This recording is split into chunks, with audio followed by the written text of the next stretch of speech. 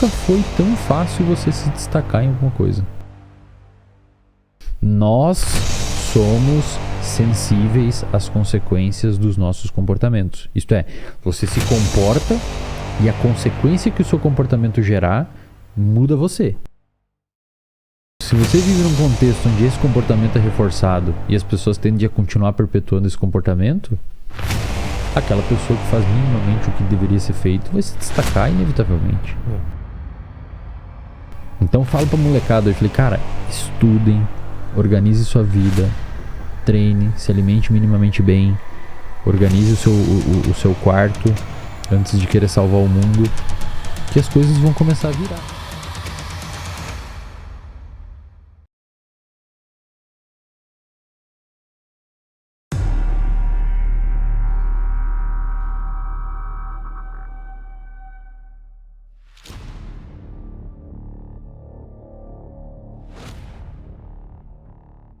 Nunca foi tão fácil você se destacar em alguma coisa.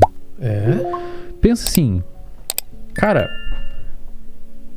hoje se você é uma pessoa que chega no horário... Verdade. Putz, verdade. Se você faz o básico... Se você lê um livro por semestre do conteúdo que você trabalha, então sei lá, você trabalha de RH numa empresa, cara, se você lê um livro de RH por semestre e você chega no horário e não sai antes do horário, você tá na frente de 95% das pessoas. Hoje... E se a pessoa diz por favor, obrigado, com licença, ela já tá na frente de... Sim, cara, sim. Cara, pensa assim, ó, é interessante ver essa reflexão, mas quando você tá num contexto social, levando em consideração a ideia de que a gente conversou que o nosso comportamento é modulado, essa frase é muito cara, as pessoas têm que entender essa frase. Coloca aqui no comentário aqui embaixo essa frase pra deixar pra galera curtir, subir ela e deixar ali pra todo mundo ler, mesmo quem não assistiu o vídeo inteiro. Nós somos sensíveis às consequências dos nossos comportamentos. Isto é, você se comporta e a consequência que o seu comportamento gerar muda você. Então, se você vive num contexto, num recorte dentro da sua faculdade, dentro do seu trabalho, onde o legal é você matar o trabalho na sexta-feira, onde o legal é você sair na terça-feira e chegar ressacado no outro dia, você porque você saiu ontem e chegou bêbado hoje trabalhar de manhã, você é legal porque você usa droga, você é legal porque não sei o que, você é legal porque assado, porque assim, porque lá. Quando um contexto social recompensa esse tipo de comportamento, você é cool porque você se atrasa. É legal você se atrasa. Você é Pô, velho, se você vive num contexto onde esse comportamento é reforçado e as pessoas tendem a continuar perpetuando esse comportamento, aquela pessoa que faz minimamente o que deveria ser feito vai se destacar inevitavelmente. Então eu falo pra molecada, eu falei, cara, estudem, organize sua vida, treine, se alimente minimamente bem, organize o seu quarto antes de querer salvar o mundo, que as coisas vão começar a virar, se exponha, porque eu sou bastante pessimista com o futuro, cara, assim, no sentido de aquelas pessoas que não tomarem cuidado com alguns comportamentos, a tendência é muitas vezes o ambiente levar para isso, recompensas cada vez mais rápidas, recompensas cada vez mais maiores, menor tendência de sustentar o comportamento frente a alguma coisa, menor tendência de buscar objetivos longos, menor tendência de começar a sustentar um esforço de ler alguma coisa complexa e ler e reler, e assim você vai criando uma geração muito imediatista e que eventualmente vai culminar numa inaptidão comportamental e frágil. É uma ideia, cara, que a gente fala, é uma ideia de incompatibilidade evolutiva. Tipo assim, é meio que o seu cérebro, ele não foi criado para viver no ambiente que a gente está vivendo. Totalmente controlado e seguro. E também assim, pensa assim, o seu sistema gerador de sono, o seu sistema gerador de cansaço, o seu sistema que induz sono em você é cerebral mesmo. O seu sistema cerebral envolve uma regiãozinha do cérebro chamada hipotálamo, que a gente falou antes, e um núcleo que tem dentro do hipotálamo chamado de núcleo supraquiasmático. E esse núcleo supraquiasmático produz proteínas, etc. E quem controla essa produção de proteínas é a luz natural. A luz artificial, como que a gente está aqui, ela atrapalha a produção dessas proteínas à noite. Então você não deveria ter luz artificial à noite. Por quê? Porque na nossa história evolutiva nunca teve luz artificial à noite. Meia-noite se chama meia-noite porque é o meio da noite. Olha que legal. Então, quando você pega um cérebro que foi criado num ambiente onde nunca existiu luz natural, luz artificial à noite, e você joga ele viver num ambiente cheio de luz artificial à noite, existe uma incompatibilidade nessas duas coisas, e a resultante dessa incompatibilidade é uma epidemia de insônia. Pessoas dormindo mal, pessoas dormindo errado, etc, etc. Quando você pega um eixo que controla a saciedade, por exemplo, você tem um eixo no seu corpo que controla a sua saciedade. Quando você pega um eixo que controla a saciedade, que ele foi criado, desenvolvido, adaptado num contexto onde tinha pouca comida, e você bota num ambiente onde tem muita comida e muitas calorias em uma coisa pequenininha, existe uma incompatibilidade evolutiva e a resultante disso é uma epidemia de obesidade. E assim sucessivamente. Então, as pessoas têm que tomar muito cuidado, cara.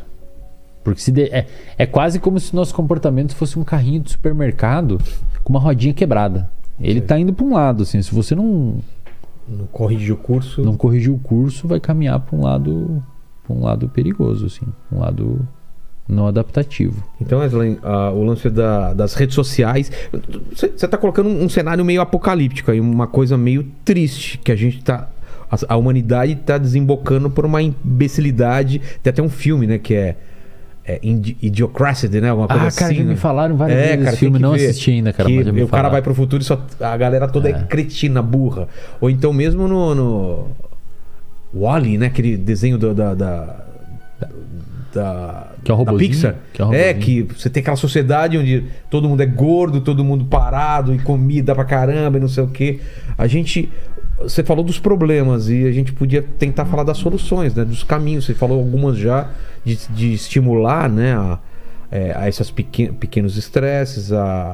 Mas e o lance da atenção que dá a impressão que todo mundo tem TDAH. Porque, transtorno de déficit de atenção e hiperatividade. Porque tem muita coisa te chamando atenção, né? Tudo é colorido, tudo é gostoso, tudo é... Isso é interessante. Pensa assim, ó. Eu vou tentar dar uma resposta mais completa. O seu cérebro, quando você nasce, o seu cérebro, ele é como se fosse uma massinha de modelar, bem molinha. Pensa assim, quanto tempo você levou pra aprender a caminhar, cara? 1 ano e pouco? 2? A gente, é isso aí que a criança leva pra caminhar, né? Por aí. 1 ano e meio, 2, né? Pensa quanto tempo você leva 1 ano e meio pra aprender a botar um pé na frente do outro. Por que você leva 1 ano e meio pra caminhar? Porque é muito difícil caminhar. Por mais que não pareça, mas é um comportamento muito complexo. Essa redução de peso. Saber botar o equilíbrio, não botar o pé torto. Depois, com o tempo, seu cérebro automatiza esse processo e você cria um padrão motor que você caminha sem pensar que precisa caminhar. Mas no início é custoso. Eu sei que eu comecei falando um negócio nada a ver, mas eu vou chegar no TDAH, tá? Só preciso contextualizar antes para as pessoas entenderem. Dirigir a mesma coisa. Dirigir a mesma coisa. Mas olha que interessante. O cérebro de uma criança, digamos que a gente vai plotar num gráfico.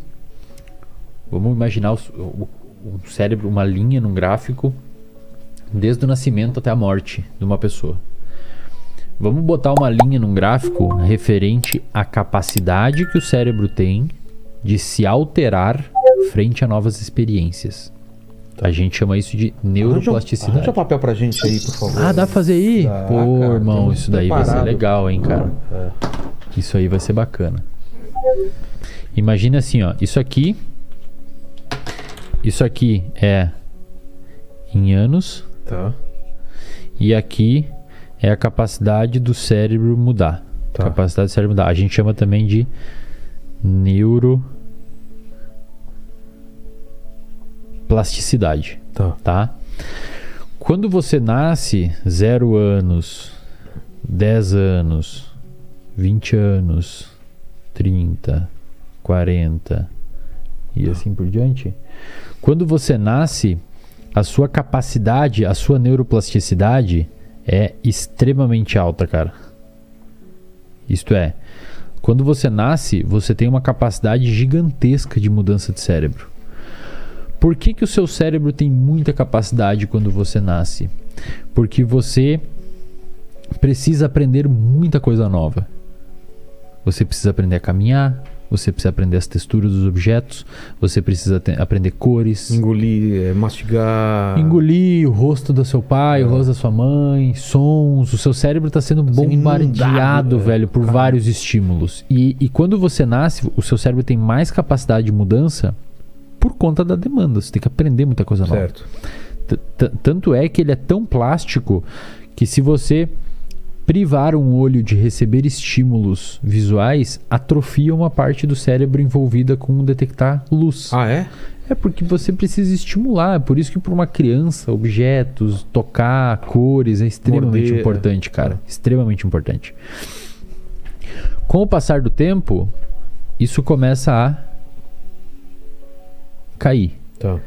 Então, a habilidade do seu cérebro de mudança começa a decair com o passar do tempo. Em contrapartida, quanto menor quanto mais a capacidade do seu cérebro de mudança diminui, mais esforço você começa a ter para mudar o seu cérebro. Tá. Ok? Tá. Então pensa assim, ó.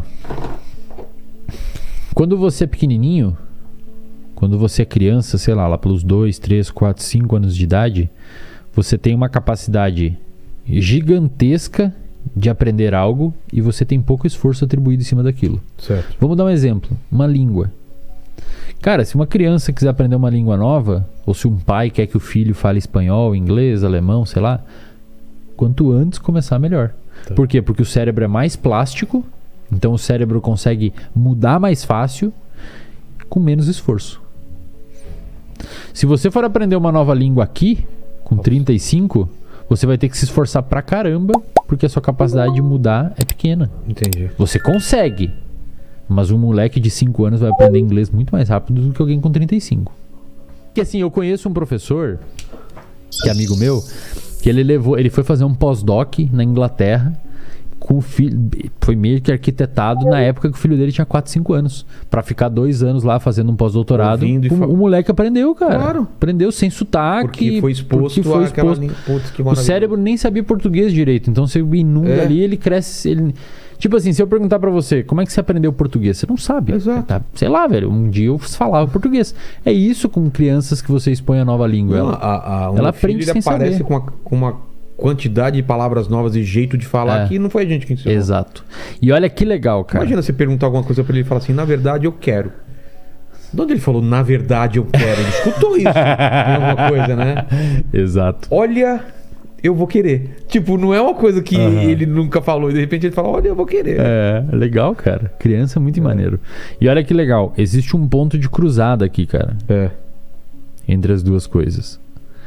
Eu desenhei esse gráfico aqui, ficou meio errado. Era pra ser mais ou menos aqui, ó. Tá. Porque esse ponto de cruzada, ele é mais ou menos pelos 25 anos. Tá certo. Nos 25 anos, o seu cérebro, ele acaba... Não é que acaba, mas nos 25 anos você começa a ter menos o que a gente chama de neuroplasticidade passiva. O que significa isso? Até os 25 anos, o seu cérebro aprende de uma maneira mais fácil, sem você atribuir tanto esforço a alguma coisa. Ou seja, até em média, os 25 anos, você aprende mais fácil sem se esforçar tanto. Tá. Depois dos 25 anos, você precisa ter o que a gente chama de neuroplasticidade ativa. Isto é, você tem que atribuir um esforço para aprender uma coisa nova. Vamos dar um exemplo.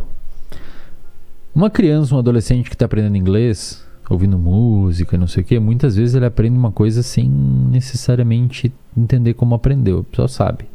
Cara, um adulto para aprender papel, caneta em inglês, ele tem que... Bom, isso aqui é papel, caneta, você tem que jogar a sua atenção em cima daquilo para o seu cérebro mudar. E, cara, é exatamente isso que os estudos mostram. A neuroplasticidade, ou seja, a mudança estrutural do seu cérebro depois dos 25 anos, ela é principalmente induzida por foco, ou seja, quando você está aprendendo alguma coisa nova, depois de em média 23, 25 anos, que digamos que encerra esse ciclo de neuroplasticidade passiva, quanto mais foco e esforço você atribuir em cima daquela tarefa, esforço cognitivo, mais o seu cérebro vai mudar via foco e vai reorganizar os grupamentos de célula, que a gente chama de neuroplasticidade, e vai armazenar aquela informação.